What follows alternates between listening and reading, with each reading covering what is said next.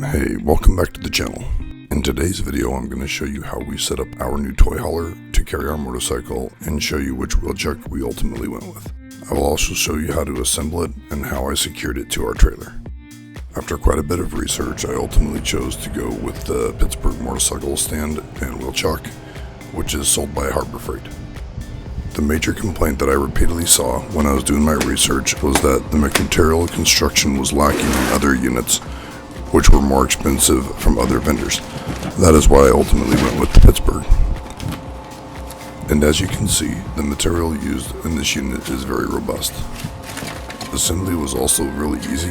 When you unbox the unit, there are only four main pieces: the two wheel chuck parts, the base, and then the front crossbar. To get started, I first bolted the front crossbar to the base,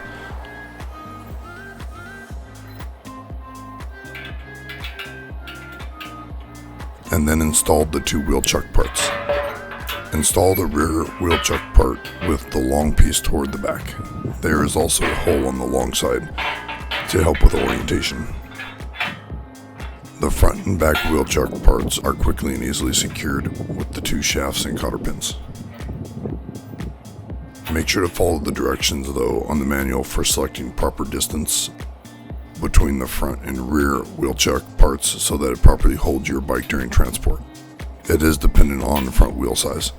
I have the Ducati Multistrada 1260 Enduro with the larger spoked wheels for riding off-road, and I ultimately adjusted the wheel chocks to the farthest positions, and that holds the front wheel securely.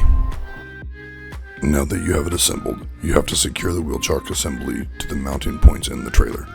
To do this, I went to Home Depot and bought two punched metal angle iron pieces long enough to reach the mounting points in the trailer.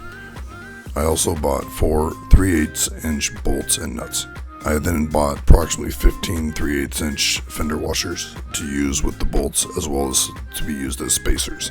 The number of washers you need for spacers will depend on your mounting point loop thickness, so buy extra washers. It'd be silly for you to have to drive back to Home Depot for more 20-cent washers. Now for the installation. Due to the feet on the front support bar, you have to place 2 washers here in between the angle piece and the front support bar.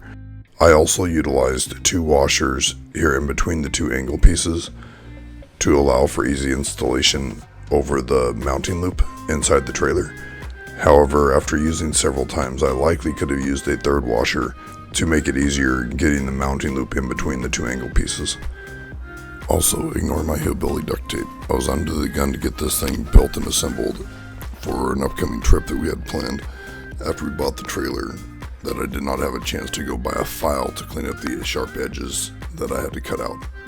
And lastly, when you're installing the wheel chuck assembly that you've now built into your trailer, make sure to have either an old piece of carpet or a small rug underneath it so that it does not damage the flooring in your trailer during transport.